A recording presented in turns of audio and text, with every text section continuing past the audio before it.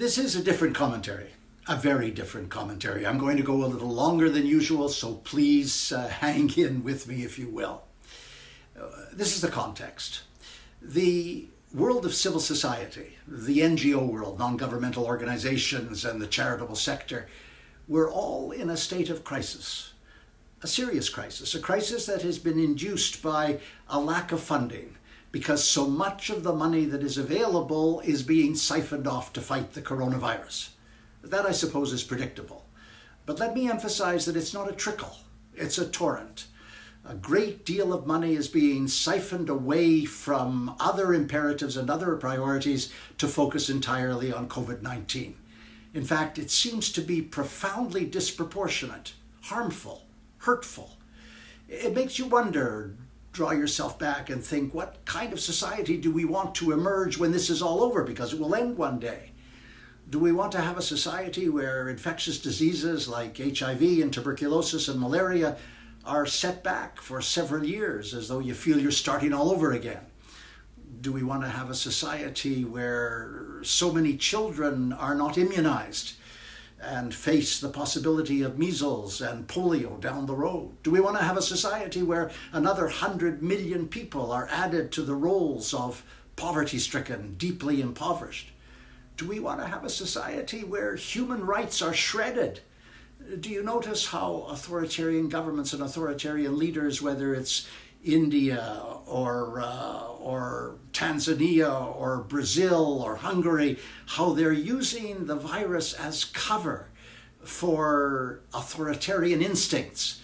So they start jailing opposition leaders and journalists. They engage in extrajudicial executions. They bring in the military and the police, all under the excuse of dealing with the coronavirus. And you end up eviscerating the entire construct of human rights. Do we want to have a society where violence against women, sexual violence in particular, continues to proliferate at desperate levels? Do we want to have a society where sexism and racism and homophobia and deep and abiding inequality are what we emerge with when all of this is over? You see, we're in a very, very difficult situation. And the importance of civil society to civilize and bring a much more appropriate sense of values to the world, we're losing that as the coronavirus takes all of the money that's available. My colleague, co-director, and I, Paula Donovan and I, have been talking about this. We're not alarmist, we're not paranoid, but we in AIDS-free world, we're struggling for survival too. This isn't easy. It's a very tough and monumental effort to persuade the major foundations and wealthy individuals to continue to sustain their contributions to the vast network of civil society. And I think we all make an individual contribution. Just take a look at AIDS-free world. We've worked extremely hard, given voice to attempting to reduce prices from the pharmaceutical industry for drugs.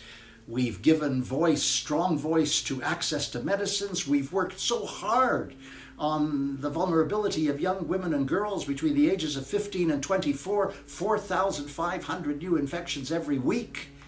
We focus strongly on getting the drugs for drug-resistant tuberculosis. We've been a very strong voice against rape as a weapon of war, as a strategy of war in countries with totalitarian bents like Zimbabwe and what's happening there now, which mirrors rape as a way of intimidating communities and demonizing women.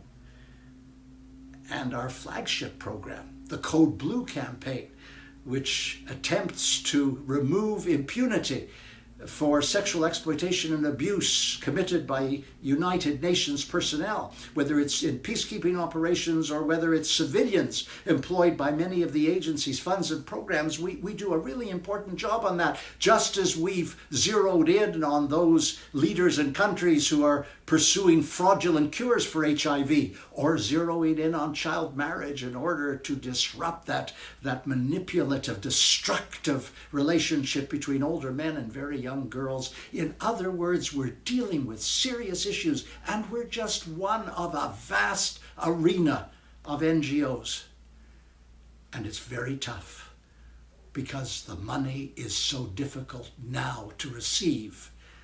And when everything goes to the coronavirus, despite the collateral damage for everything else, it's a warped distortion for the world. So I'm hoping that this makes some impact on those of you who are watching, because if we continue on this path, we're going to inherit a world which is far more troubled and far worse off than it was at the outset. What an horrendous, ironic calamity that would be. I'm Stephen Lewis.